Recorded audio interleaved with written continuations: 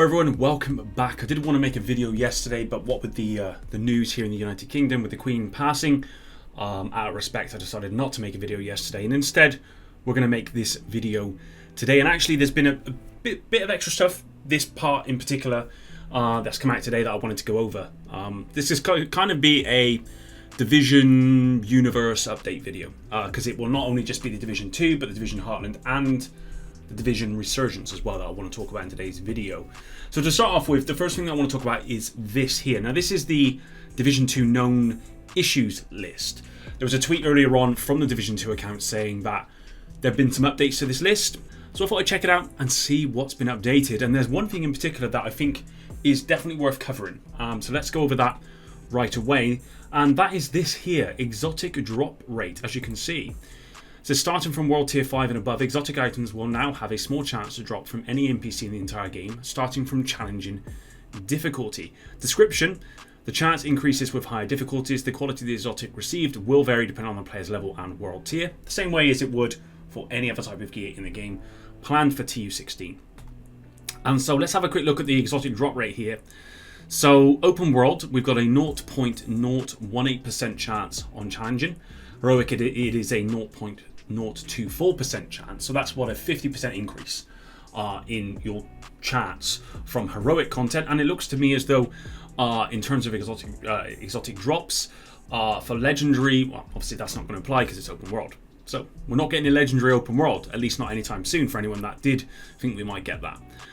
Main and side missions, it's the same. The Dark Zone, 0.072%. So this is something that people were asking previously. Will the Dark Zone have exotic drops? And Yannick came out to say yes, and it will probably be the best place to get it. And it is, by quite a long way. I mean, let's move on here to Strongholds. Strongholds actually have, on challenging, the low, not the lowest, but one of the lowest, so 0.008% chance. On challenging. On heroic, it's 0.24%. So the same as the open world, same as side missions, same as raids as well, 0.024. Legendary is 0.036%. So yeah, again, that's what, 50% more than the heroic content, and you're looking at what, 200% more than the challenging difficulty. But at 0.036%, that's still only half of what it would be in the Dark Zone. So definitely going into TU16 Dark, if you're wanting to get exotic drops, then Dark Zone is going to be the best place to get those drops, even though the chance is still very small. This is lower than 1%, guys. This is lower than 0.1%. This is a low chance of getting an exotic drop, but if it is going to drop, the chances are it's going to drop in the Dark Zone over anywhere else. Countdown at 0.006%, so extremely low. On challenging. On heroic, it's 0.008%. Summit 0 to 20 is 0.018. On challenging, heroic 0.024. And then you can see the rest of the summit ones here. It kind of scales up as you go up the floors, with summit 80 to 100 being 0.32%. So the aside from legendary content, the second highest place, apart from Dark Zone as well, of course, to get. So it's basically inferred in terms of the place to get those exotic drops. So this is coming as part of TU16. I did want to cover it so you guys know exactly where to get this stuff if you are going to be farming for exotics in TU16. The Dark Zone is going to be the best place, and you know what? I'm okay with that. I'm okay with that because the chances of getting it are still very, very low. But I do feel like the Dark Zone needs some kind of incentive for players to go in there. I would have liked to have seen some kind of PvE content match the Dark Zone. If I had to change it, that's what I would do, and I would probably pull it on legendary strongholds because that's like the hardest PvE content there is. But I can kind of understand why they've put it in the Dark Zone only, because of that kind of risk-reward factor that's involved there that you don't really get from other content. But that's it, guys. Let's move on to, let's look at the Division Resurgence, the mobile game. So next up, we got the Division Resurgence. This is the mobile game. The Division Resurgence, what's come into the mobile game. This was revealed yesterday, I believe, in a live stream. And yeah, I want to check it out, see what this is all about. I'll try and not talk through this because it is a 4-minute video, and I don't want this video to go on forever. So let's just get straight into it, guys. On target. Hope that's not too loud.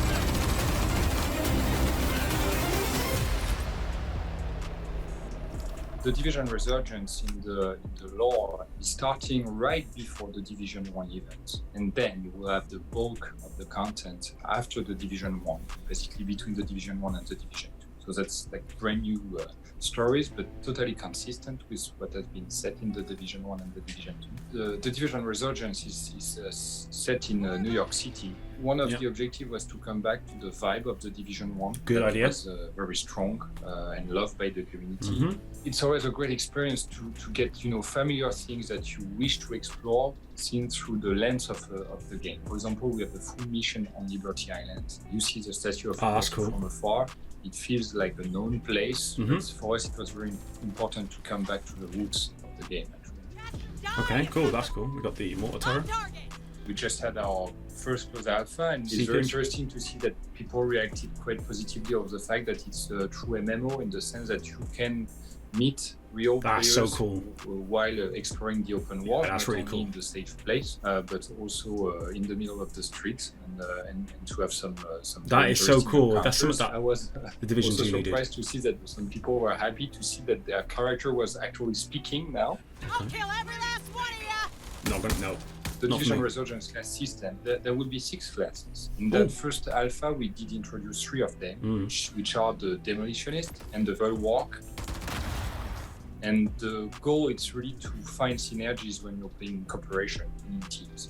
So with the Demolitionist, it's basically the heavy gun, large area of effect, and you can basically engage the enemies in groups and try to fix them on specific spots. You have the Bulwark, which is more like a tank melee, where you can use your shield, go into the water, use your shotgun, and try to take advantage and basically get the attention of the enemies. That's cool.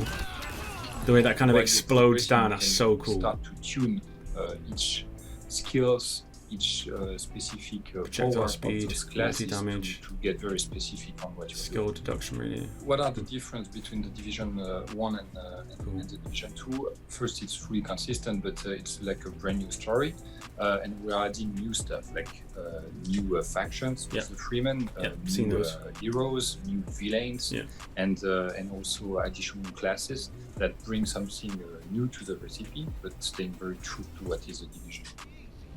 6 classes, man, that's quality. When are we gonna learn more about the Division Resurgence? We will learn what are the next stage, what are we cooking for you at the Ubisoft Forward on September 10th. Cool, so that's tomorrow. I have to admit, for a mobile game, I mean, I'm not in touch with mobile games. This looks insane. It's really good. Mixture of Division 1, Division 2. This could be very popular. Could be. Really depends on, obviously, what they do after it's launched. Cool. So I'm watching this on IGN. Yeah, awesome. I think that was really cool. I don't really know what else to say. Let me know what you guys think about the Division Resurgence in the comments down below. This, to me, is what I would consider the Division 3, but on mobile. It's got some stuff in there that I think we've all wanted for the Division 2, like the open world, but where you can interact with other players. 6 classes is a ton. New story, new weapons, new skills, all that sort of stuff. It looks really, really cool. So yeah, I'm excited for it. I wish it was a full game. I mean, what I mean by full game is it wasn't a mobile game. It was, Xbox, PC, that sort of game. But it's not. So yeah, but still excited for it. But let's move on to the Division Heartland news. Right, so the Division Heartland. Unknown 1Z1 actually put this out recently. It says the Division Heartland receives a rating in South Korea. Only 2 days left until Ubisoft Forward. I actually knew about this maybe a couple of days ago. And I was going to make a video on it, but I did want the information to be public first before I really start to talk about it. Unfortunately, it is right here. So that's good. Also, guys, there is something else about the Division 2 that I wanted to talk about, which I'll come to. I just remembered. So let's have a quick look at this then. Okay, so as you can see, title, Tom Clancy's Division Heartland, etc. Applicant, Ubisoft Entertainment, rating agency, youth not allowed, reasons for rating, survival action game that reveals the story of a hidden secret against the backdrop of Silver Creek, where the epidemic has spread and there's profanity, etc., decided to classify as impossible content, etc., etc., etc. So I think the biggest thing about this is that you don't normally get to this part. The application was the 16th of August, so what, 3 weeks ago. You don't normally do this until it's really like towards the end of the game, as in development of the game, or at least the game is ready to go out. Basically, you don't put this in unless the game is ready to go out. And so we've got the Ubisoft Forward event tomorrow. I am 100% confident now that Heartland will get a release date at Ubisoft Forward tomorrow, and I'm going to predict that the release date will be in September. I think it'll be in the next 2 weeks. We'll have to wait and see, of course, but I think this just shows how close we are to receiving the Division Heartland, and I'm very excited for that because I need a PvP game for the Division. I do. I've missed it so much, and I think this might have it. I'm optimistic, but I am cautious, because the only footage I've seen of this game comes from an alpha footage, like, when was it? A year and a half ago? Or it was a while ago now. It was alpha footage, and that was a long time ago. A lot has changed since then from what we know, and I don't know anything about the game. So I don't know if it's going to run good, what's changed, what's new, nothing. So I am optimistic, but I am also very cautious, and I think you should all be that as well. I don't have any expectations, which is a good thing. So let's wait and see. Okay, so the last thing here comes from Calixanus. I think I've said that right. Anybody else get this? Surprised Epic Slayers or Bill haven't covered this. Now, again, I knew this about a week or so ago. Again, it wasn't public, so I didn't want to talk about it. It is now. I'll talk about it briefly. We have a new playtest coming up soon. This playtest is hosted remotely and played on your own PC or console from Monday the 5th of September until Sunday the 25th of September. The playtest will require you to spend at least 20 hours of playtime in the game. 20 hours could be spent according to your own schedule. During the playtest, you'll communicate with a massive entertainment research team via Discord, but it's expected that you keep a short diary. Instructions will be provided.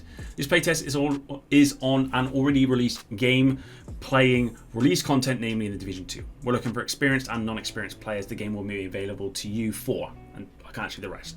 So there is ongoing playtests for the Division 2 for release content in the game right now. What those playtests are, I have no idea.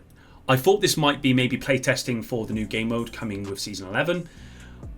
It's not, obviously.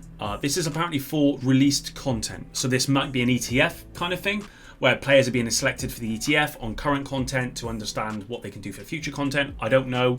I'm speculating on that.